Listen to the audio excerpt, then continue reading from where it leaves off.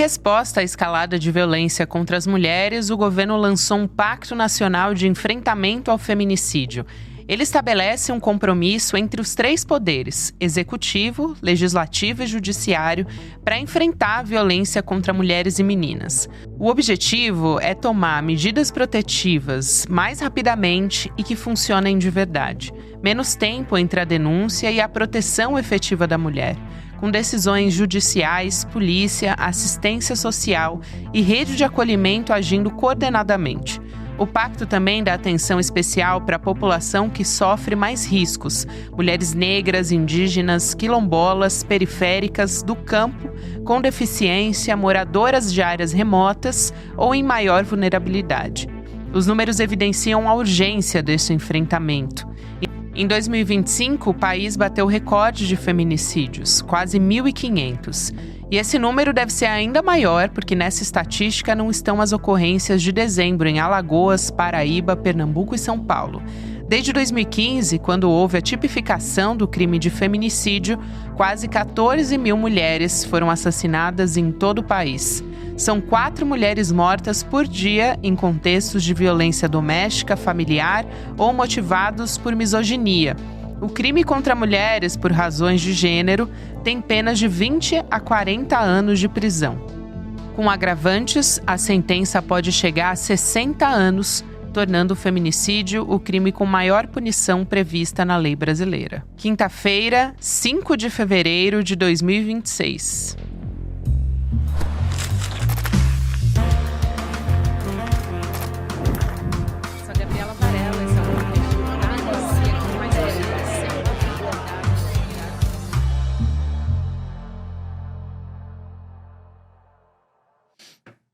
Olá, seja muito bem-vindo, seja muito bem-vinda. Eu sou a Gabriela Varela, tá começando mais um videocast em detalhes e aqui a gente sempre de segunda a sexta-feira analisa uma temática, uma notícia importante do momento.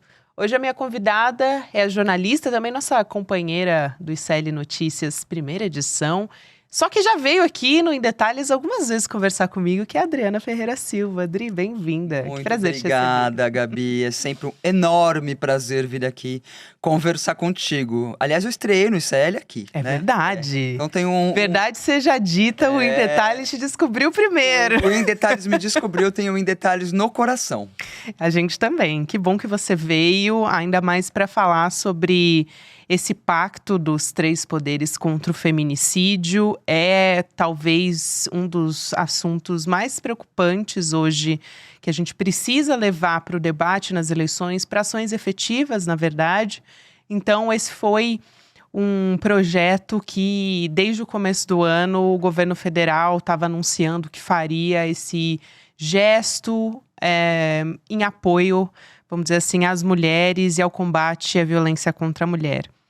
Para quem não acompanhou, foi realmente um ato bastante simbólico. A gente teve a presença do presidente da Câmara, do Senado, começou com uma fala da primeira-dama, a Janja, trazendo uma história, né? Indo muito para a sensibilidade, para o pessoal, para um exemplo muito concreto da nossa realidade, dizendo, olha, poderia ser qualquer pessoa, eu, vocês que nos escutam, pessoas que estão aqui. E cada um fez uma fala em apoio às mulheres e o quanto é urgente essa luta contra o feminicídio. Mas foi um pacto que foi lançado inicialmente com falas direcionando para uma prevenção, para uma proteção, responsabilização. E eu senti uma falta, Adriana, e aí isso para a gente começar a falar de uma maneira mais geral. Depois a gente pode ir destrinchando alguns pontos, mas senti falta de ações mais concretas, efetivas, ações práticas do que vai ser feito para combater o feminicídio nesse ano de 2026. Como é que você enxerga esse ato? Tem mais um efeito simbólico? Tem sua importância, tem sua relevância, claro, mas falta uma destinação de verbas, contratação de pessoal, não sei qual que é o caminho exato, mas faltou ação prática anunciada nesse evento? Gabi, eu acho que ainda falta ação prática. Eu acho importante que esse pacto tenha sido criado, que esse evento tenha sido lançado, em especial porque ele trata da prevenção ao feminicídio. Porque não adianta, quando a gente fala o feminicídio hoje é o crime que tem as maiores penas no Brasil. Uma pessoa que comete feminicídio, ela pode ficar presa de 20 a 40 anos. Não existe nenhum outro crime que tenha uma punição tão alta. Mas não adianta a gente prender a pessoa por 20 anos, 30 anos, 40 anos, depois que aconteceu o feminicídio. O que a gente precisa fazer são ações para prevenir o feminicídio. Então, nesse sentido, me parece que o pensamento ali, o plano do governo federal está correto. Então, é um pacto de prevenção ao feminicídio. Vamos criar ações para prevenir o feminicídio. Quais ações? A gente ainda não sabe, né? Todos os ministérios estão envolvidos. Foi um evento que teve a participação de representantes de todos os poderes. Acho que é muito importante o presidente Lula e o governo federal, eles lançarem um projeto como esse, porque aqui na cidade de São Paulo, por exemplo, onde houve o maior número de casos de feminicídio em 2025, a gente não vê ações concretas. Então, temos cabine lilás, temos delegacia da mulher, temos O que mais, né? E por que os números continuam crescendo? As especialistas sabem, porque os números continuam crescendo, vão aumentar ainda muito mais, porque os casos ainda são subnotificados. Por que cresceu 300% desde 2015 até agora? Porque antes nem se levava em consideração que mulheres morriam pelo fato de serem mulheres, né? Voltando à sua pergunta, a gente quer saber o que vai ser feito agora, né? Então criou-se um pacto, vai ter uma comissão, o Ministério da Mulher está à frente, todos os outros ministérios. Mas e aí? Quanto vai ter de dinheiro para investir? Quais são as ações que vão ser feitas? Então, a gente precisa de mais informações. E aí, né? Quais são os próximos passos? Porque eu acho que sim, esse tem que ser o tema da eleição. Não é possível que tantas mulheres, foram 1.470 casos no ano passado, né?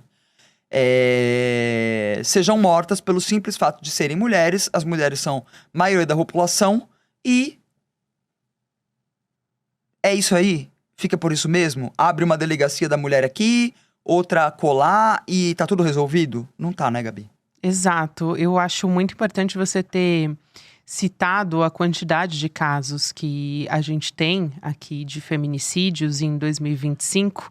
No ano passado, esses números foram apresentados e foi, assim, estarrecedor. São 4 mulheres mortas por dia por feminicídio em 2025. É uma média que se mantém alta, então representando o maior número na década e evidenciando também essa persistência do crime, mesmo quando a mulher, ela tem a medida protetiva. Sim. Esse é um ponto fundamental que você coloca aqui. Esses homens, ou enfim, os agressores, estão sendo presos pelo feminicídio. No feminicídio, a gente está falando de um crime em que a mulher já morreu, em que não há mais o que ser feito para salvar a vida dessa mulher. Agora, falar de prevenção, acho que é o ponto principal e talvez o maior gargalo que a gente tenha hoje, né, Adriana? Sim, quando a gente Gabi. fala sobre Sim, violência contra sim. a mulher. E aí, quando a gente fala de prevenção, aí a gente conversa com muitas especialistas, né? Promotoras, advogadas, todo mundo é unânime quanto a isso. Aqui no Brasil a gente tem uma das melhores leis de enfrentamento à violência contra a mulher, que é a Lei Maria da Penha. Isso reconhecido pela ONU no mundo. Mas nós ainda somos uma sociedade muito machista. Não é um privilégio do Brasil, né?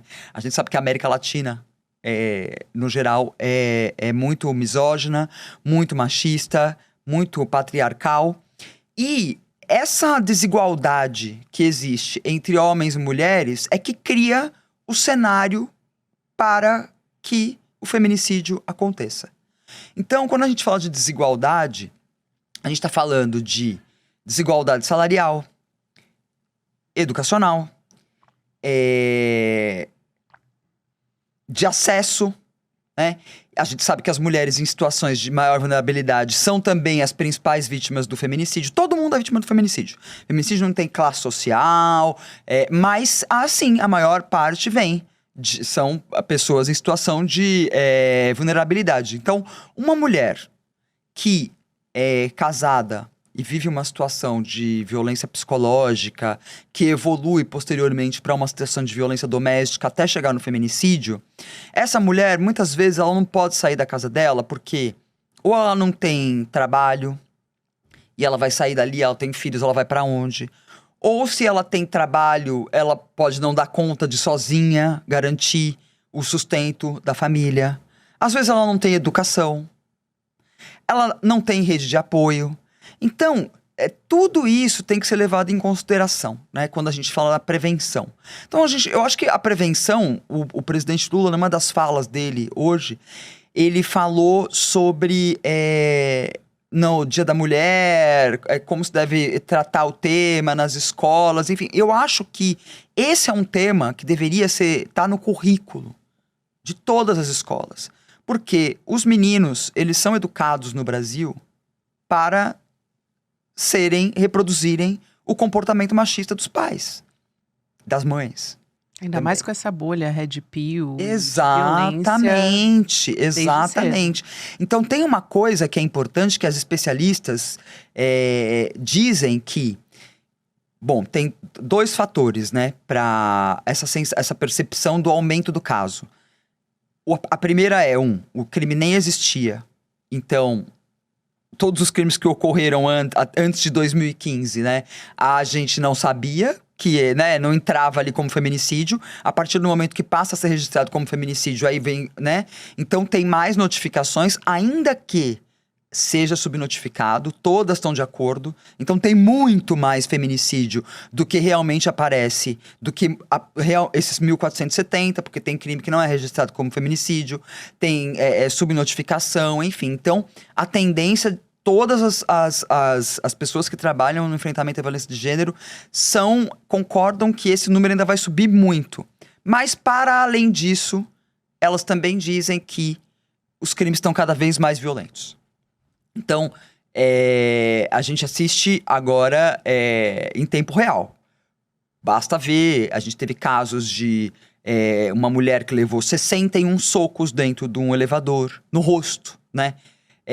Ou o ex-marido que foi até a pastelaria e atirou com 2 armas contra a ex-mulher.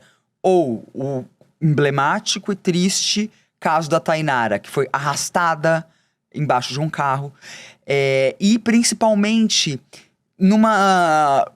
os crimes, eles tentam atingir muito aquilo que representa a feminilidade. Então, o rosto, órgãos genitais, peito, tudo isso, né? E de uma grande violência, extrema violência. Então, a gente tem um caldo cultural. E por que isso acontece? Porque as mulheres se emanciparam nos últimos anos. Nas últimas décadas, a gente vem, né?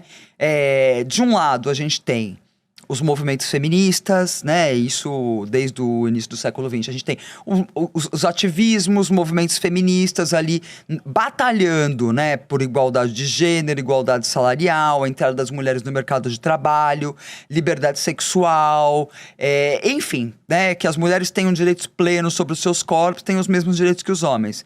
E de outro, a gente tem uma sociedade super machista, patriarcal, masculinista, que não está preparada para encarar essa mulher aqui.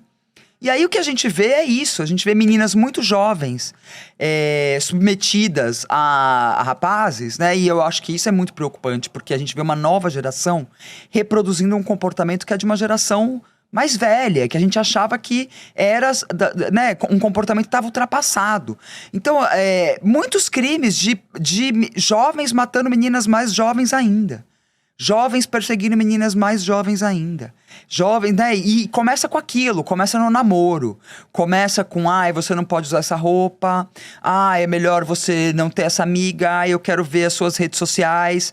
Eu quero a senha do seu celular. Eu quero ver para quem está mandando mensagem. E isso vai escalando ao ponto de a mulher não poder ter amigo, a mulher não poder sair de casa, a mulher não poder trabalhar, a mulher não poder estudar, enfim. Então, eu acho que é nisso aqui que a gente tem que trabalhar. Porque quando chega aqui no feminicídio, não adianta prender por 20, 30, 40 anos, porque a outra pessoa já morreu. Entendeu? A gente tem que prevenir isso aqui. O problema tá aqui. Tá nesse caldo todo que o Lula mencionou, né? Dessas políticas de prevenção que agora a gente tem que cobrar que realmente sejam colocadas em prática. Eu concordo absolutamente, porque estava ali, e acho que isso é importante, apareceu também no discurso do presidente Lula.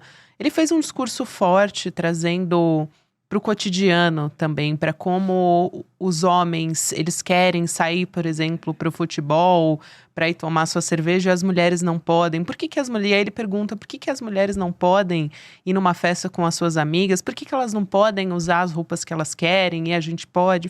Ele fez algumas comparações didáticas do que acontece na violência cotidiana, porque o agressor de mulheres, ele não vai, desde o começo do namoro, chegar, eu acho que você explicou isso muito bem, e dar um tapa Não, na mulher. é progressivo. Isso é gradação.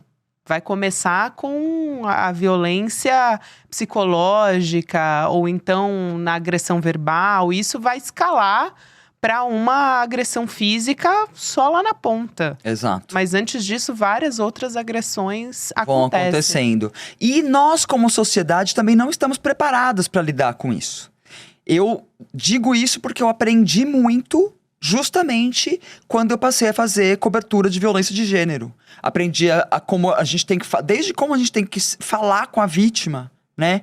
Até uma coisa que quem fala muito sobre isso é a Marina Ganzaroli, que é a advogada, presidente do Me Too Brasil. Marina fala que a gente tem que tomar muito cuidado quando uma amiga, por exemplo, ela vem desabafar sobre um comportamento do companheiro ou do namorado, e a nossa fala é sempre de, mas como você foi se meter numa situação dessa?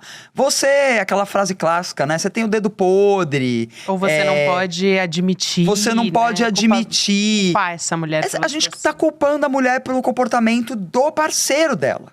E o que vai acontecer? Ela vai parar de te procurar.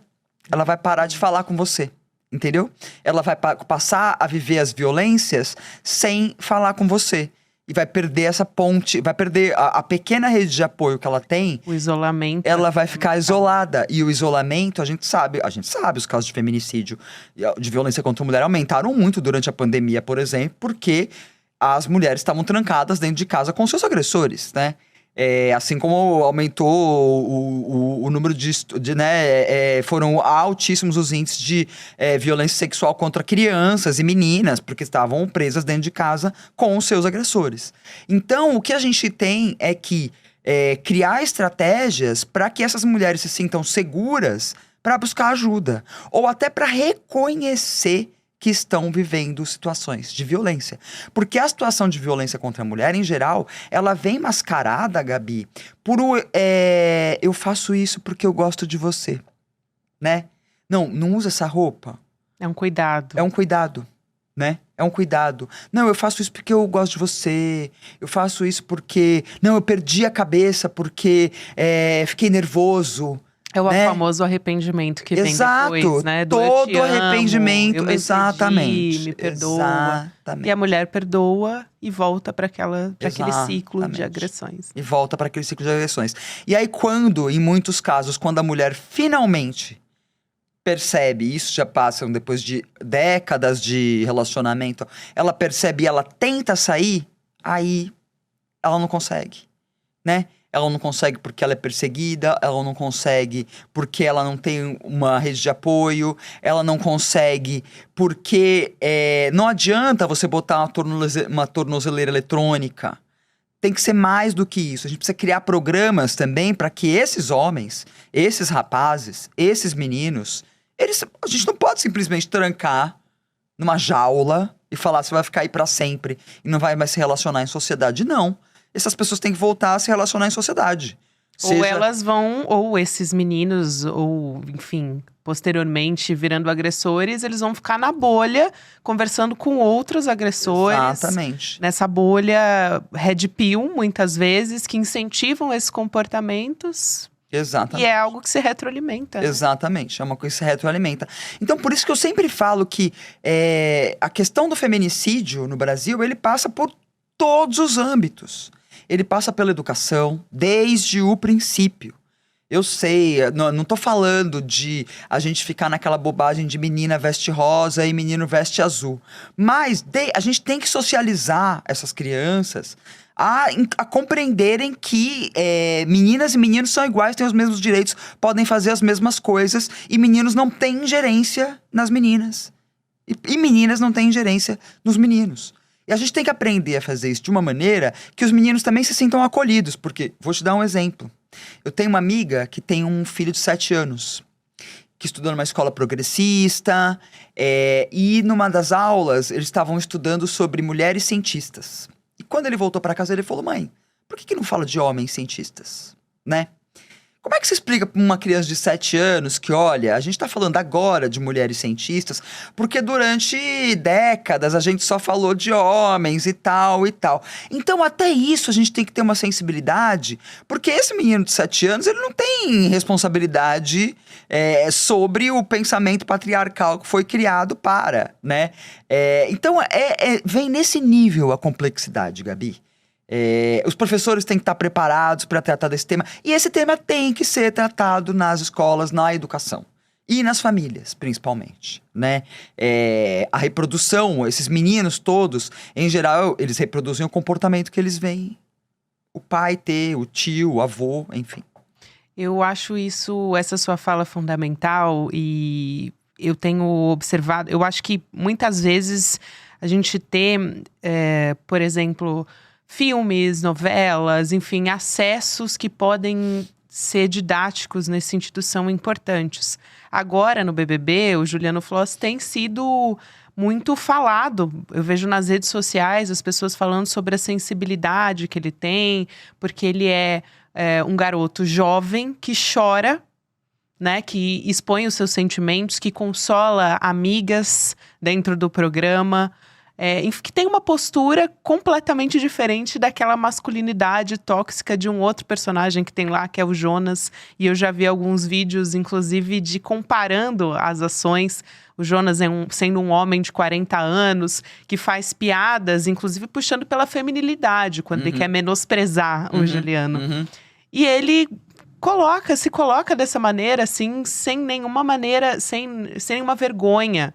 Porque é algo que a sociedade repele também, né? E coloca isso como um comportamento feminino. O comportamento do cuidado é um comportamento feminino. Sim. Então, acho que quando a gente fala também de humanizar esses meninos, de trazer esses meninos para essa conversa, de ouvi-los, né? E de acolher esse sentimento, também passa por isso, de entender que é uma discussão de toda a sociedade e de meninas e meninos, exatamente, né? De educação coletiva nesse exatamente, sentido. Dos meninos entenderem o motivo pelo qual é preciso hoje falar sobre mulheres cientistas, para que meninas possam se ver nessa posição e não sejam destinadas apenas às profissões de cuidado ou de ensino, como vem acontecendo nas últimas décadas, né? A partir do momento em que as mulheres puderam estudar, ter acesso ao mercado de trabalho, porque nem isso tinham. Mas também deixar muito claro para esse menino que ele pode chorar, que ele pode sim se sentir sensível pelo fato de não estarem falando de meninos em determinada situação, e tá tudo bem, né? Esses meninos também têm que ser acolhidos.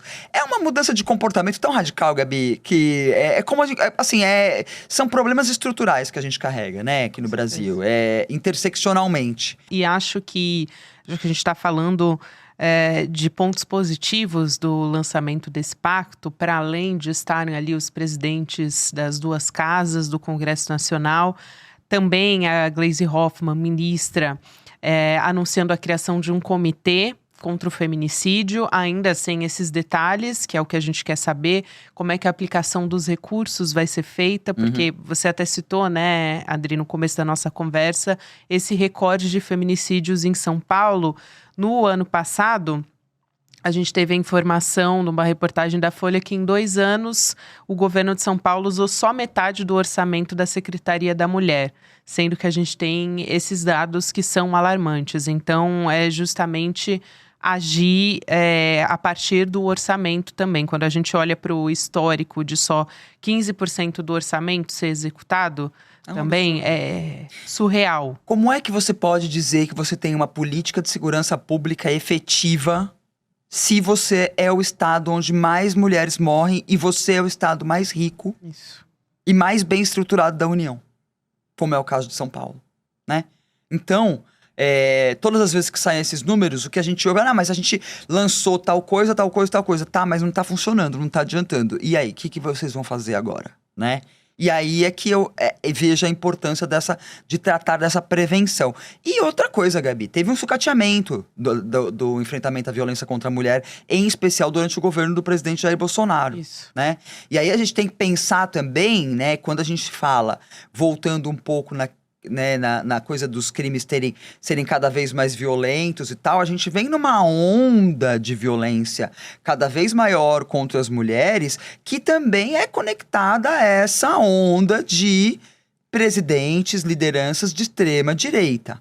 Porque o discurso, não estou dizendo que a esquerda é super legal com as mulheres, não. Conhecemos aí muitos progressistas que também cometem violência de gênero. Mas uma das bases ali dos movimentos de extrema-direita é a tal da trad wife, a traditional wife, né? A mulher tradicional. É uma luta constante, por isso que a gente quer ver o avanço também desse pacto. Como eu falei, no cenário nacional, a gente teve 15% das verbas contra o feminicídio usadas. E agora a gente teve a sinalização dessas medidas práticas que vão ser traçadas.